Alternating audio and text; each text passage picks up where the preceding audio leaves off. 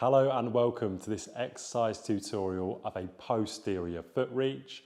So all you need to do for a posterior foot reach is to start off with both your feet like train tracks facing forwards.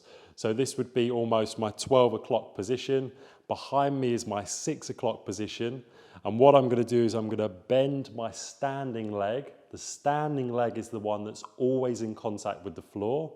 I'm going to keep my leg that's going to reach back, the one that's completely straight at the knee. And what it's going to look like is this.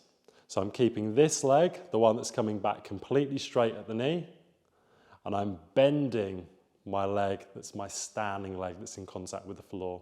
So if I come into a side-on position, posterior just means behind, reach, obviously that's what we're doing with the foot. So what that's going to look like is we're just coming back and forwards. This would be the beginner variation.